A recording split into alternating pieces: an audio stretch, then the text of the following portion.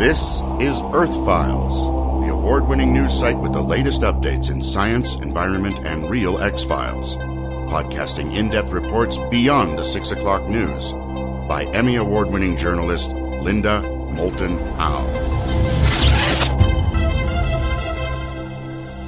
If you could fly near the surface of the sun, there would be a lot of humming and sonic booms. At Stanford University and the University of California, Berkeley, physicists have processed radio signals from the sun and produced audio files. The sun vibrates with a hum that goes up and down every 5 minutes. Stanford scientists call it the singing sun.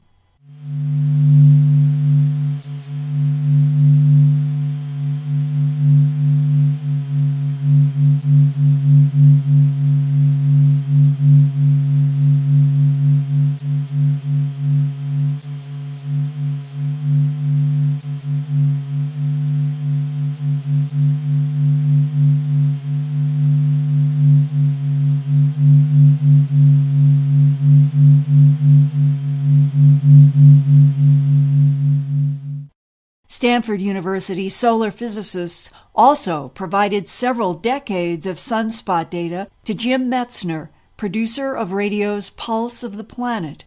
After the radio signal data was processed into audio files and the years were speeded up, it sounds like a heartbeat.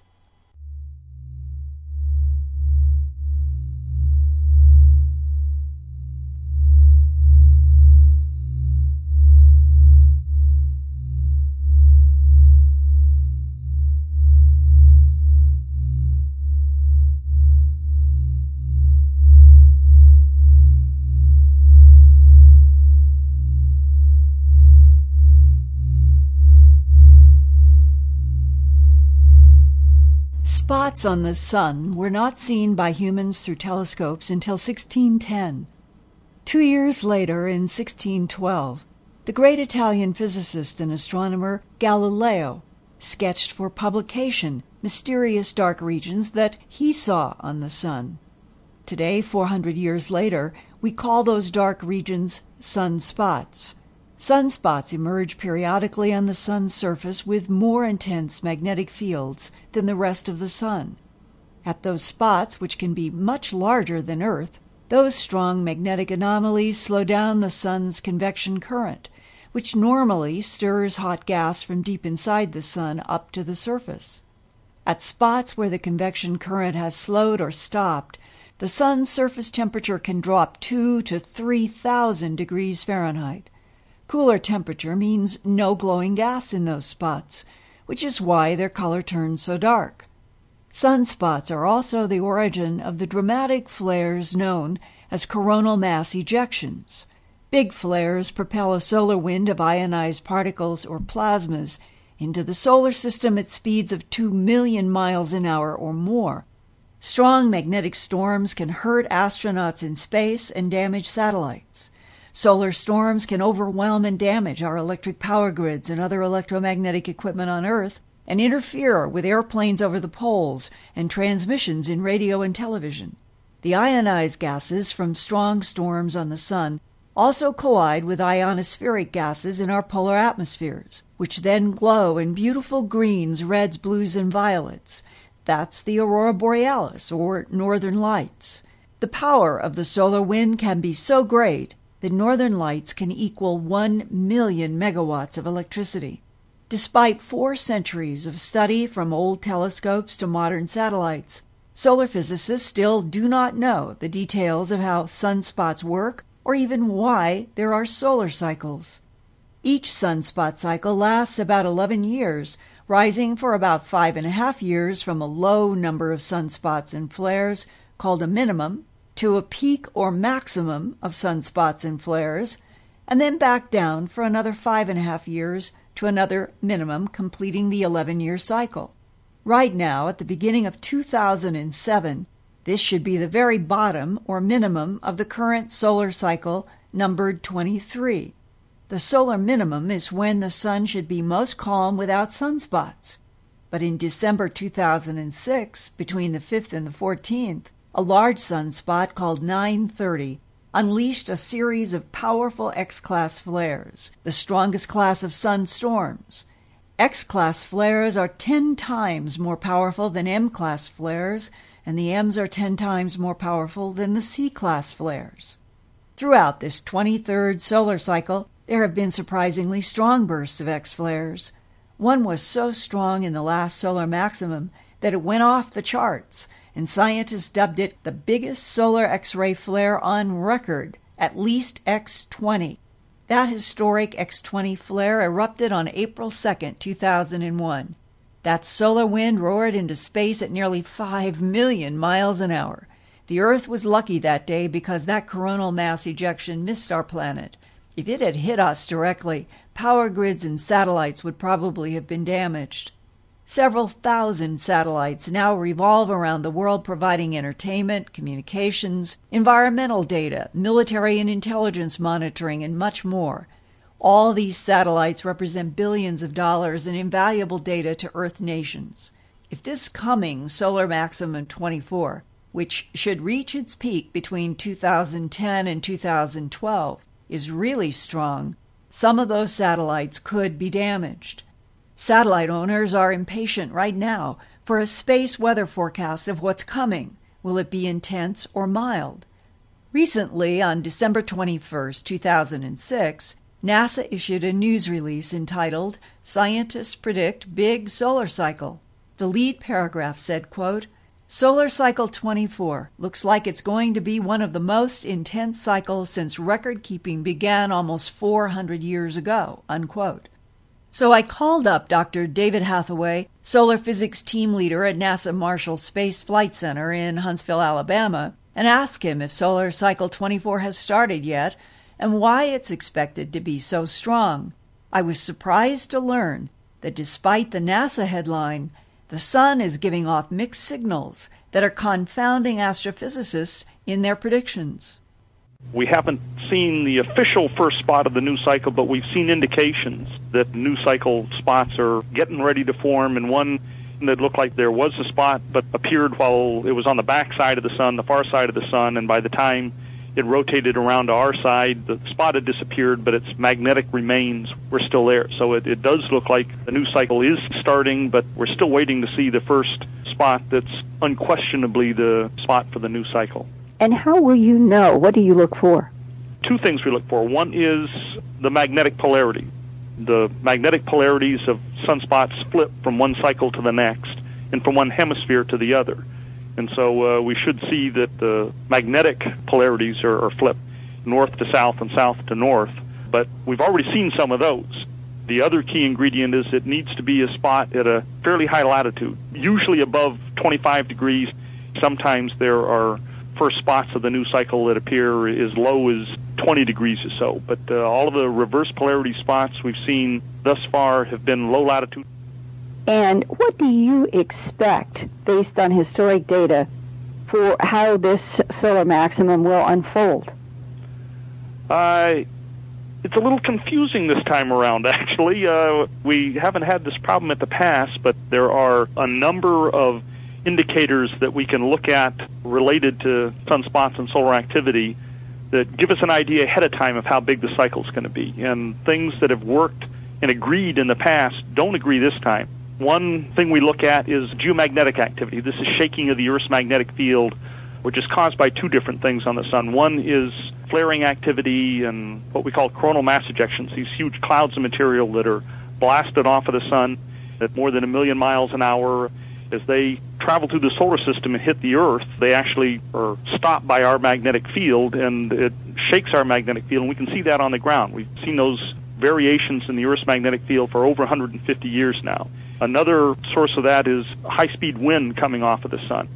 What we found in the past is that the level of that activity 1 or 2 years before the minimum of the cycle is a good indicator of how big the next cycle is going to be. It's as if the sun is already, building up its magnetic fields and starting to let loose early on, and that activity says the next cycle is going to be big.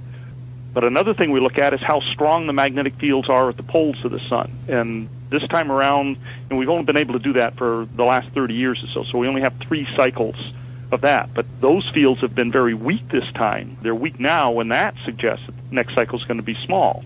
The one new tool we have this time around is that we now have models. Much like what meteorologists have for predicting weather on the Earth, we now have models for how the sun does this, how it makes magnetic fields, makes sunspots in the sunspot cycle, and those models are telling us that the next cycle is going to be big. So we've got a bit of a problem this time in trying to sort out why, in particular, the magnetic fields at the poles are saying small, while other things are saying that it's going to be a big cycle. And we need to sort that out as scientists here within the next few months, hopefully, before this cycle gets started, because there are people that really need to know how big this next cycle is going to be. Because of its influence on all of our stuff in space. Satellites in space are influenced by solar activity, their orbits, how long they stay up. The ones in low Earth orbit, there's enough of the Earth's upper atmosphere up there that they slowly spiral in, and if we have a big solar cycle, it heats up the Earth's outermost atmosphere and makes it puff up a bit, and so those satellites will deorbit or come down quicker than they would, and so people that have spent millions and even billions of dollars putting those satellites up there are very concerned about how big the next cycle is going to be. The size of the next cycle also influences communications here on the ground, from long-range radio communications to cell phones, particular cell phone systems that use satellites. Our GPS system uses satellites. All of those things are influenced by how big the next cycle is. Well, in your December 21st NASA article, it said this could be the strongest solar maximum in 400 years of record keeping. If that turns out to be the case, what are the worst things that can happen? Worst thing that can happen is that we would lose some satellites prematurely. There are problems for astronauts in space. In fact, these flares that occurred a week or two ago were enough to impact the activity by astronauts at the space station. Mm-hmm. It can influence airline flights here on the Earth, in particular polar flights that go over the Earth's poles can be without communications during big events and big cycles, and so they have to take longer routes and more expensive routes to get from Europe to the Americas, for instance.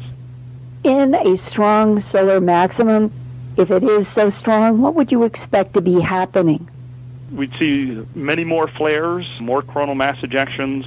Here on Earth, we'd see more aurora, as far as displays of the northern lights that are caused by solar eruptions messing around with the Earth's magnetic field. And there could be communications outages. There can even be electrical outages, that these shaking the Earth's magnetic field can cause a surge of electricity through power lines. We had a big outage back in March of 1989 where took out power to the province of Quebec. Some people were without power for 6 days. It literally fried a transformer in New Jersey that cost $10 million. So there are a number of things like that that can happen during times of extreme solar activity.